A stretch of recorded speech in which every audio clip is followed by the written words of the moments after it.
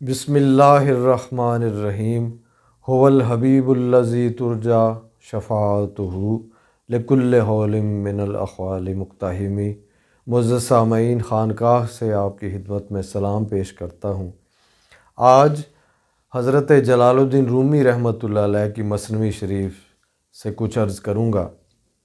حضرت رومی ارشاد فرماتے ہیں کہ حضور نبی کریم صلی اللہ تعالیٰ علیہ وآلہ وسلم آپ کے ایک بہت ہی عظیم صحابی حضرت انس رضی اللہ تعالیٰ عنہ، حضرت انس کے گھر میں کچھ مہمان تشریف لائے۔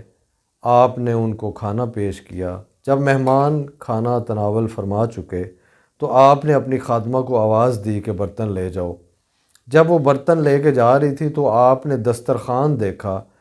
دسترخوان آپ سمجھتے ہیں کہ اس پہ کوئی شوربے کا نشان پڑ جاتا ہے، کوئی کھانا گر جاتا ہے، دھونے والا ہو جاتا ہے۔ تو انہوں نے خادمہ سے فرمایا، حضرت انس رضی اللہ تعالیٰ عنہ نے، کہ تم ایسا کرنا کہ یہ دسترخوان جو ہے یہ دھونے والا ہے، صاف کرنے والا ہے، تو ایسا کرو اس کو آگ میں ڈال دو اور صاف کر لو۔ یہ آگ میں ڈالنے کا فکرہ جب مہمانوں نے سنا تو وہ چونک گئے کہ حضرت کیا فرما رہے ہیں۔ پھر حیرانی سے اس سے اگلا بھی ایک مرحلہ تھا جب انہوں نے دیکھا کہ خادمہ نے کیا کیا کہ وہ دسترخوان پکڑا اور ایک تندور سامنے جل رہا تھا گھر میں، جہاں پہ ابھی تازہ روٹیاں پکی تھیں، تو وہاں اس نے وہ دسترخوان ڈال دیا۔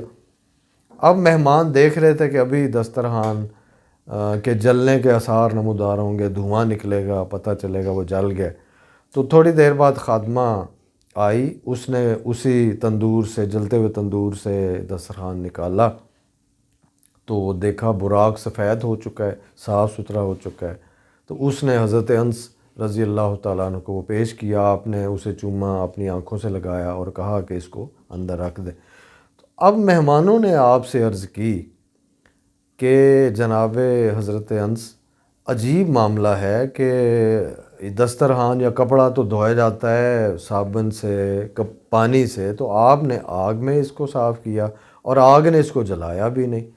تو حضرت انس مسکرا کے فرمانے لگے، یہ وہ مبارک دسترخوان ہے جس کو میرے اور آپ کے پیارے نبی جناب حضرت محمد الرسول اللہ صلی اللہ علیہ وآلہ وسلم نے بارہا استعمال فرمایا ہے۔ آپ نے اپنے دست مبارک، اپنے لب مبارک اس سے صاف کیے ہیں۔ تو جس چیز کو نسبت حضور سے ہو جائے اس کو آگ نہیں چھو سکتی۔ اور یہ ویسے کوئی ایسی عجیب بات بھی نہیں۔ دیکھیں قرآن پاک میں اللہ تعالیٰ نے فرمایا ہے نا، حضرت ابراہیم علیہ السلام کا واقعہ، تو آپ دیکھیں حضرت ابراہیم کو آگ میں پھینکا گیا، جلتی ہوئی آگ میں، تو آگ نے نہیں جلایا۔ یہ اللہ کی قدرت ہے۔ اللہ تعالیٰ جب چاہیں کسی چیز کی فطرت کو بدل دیتے ہیں، کیونکہ وہ مالک کائنات ہیں۔ تو مولانا روم فرماتے ہیں کہ جب ایک کپڑے کو نسبت رسول حاصل ہوئی ہے، پیارے رسول صلی اللہ علیہ وآلہ وسلم کی نسبت حاصل ہوئی ہے، تو وہ آگ سے بچ گیا ہے، آگ نے اس کو جلایا نہیں۔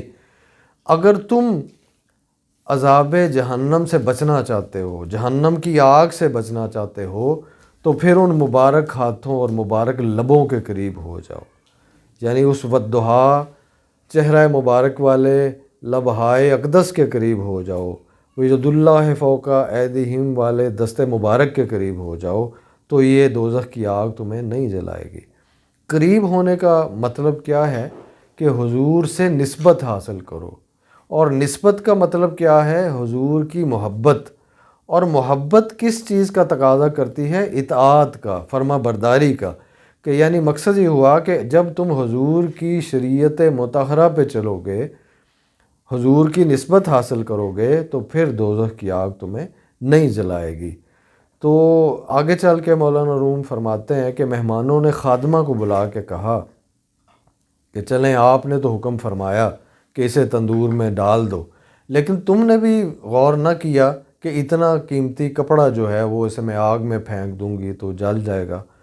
تو دیکھیے خادمہ کا جواب۔ خادمہ نے کہا کہ جناب حضرت انس رضی اللہ تعالیٰ عنہ بارگاہ رسالت صلی اللہ علیہ وآلہ وسلم سے فیض یافتہ ہیں، یہ حضور نبی کریم صلی اللہ علیہ وآلہ وسلم کے تربیت یافتہ ہیں، اور میرا یہ پختہ ایمان ہے کہ آپ جو حکم فرمائیں گے وہ برحق ہوگا اور اس میں کوئی نقصان کا پہلو نہیں ہوگا، اس میں کوئی مصلحت ہوگی جو کہ میرے سامنے نہیں ہوگی۔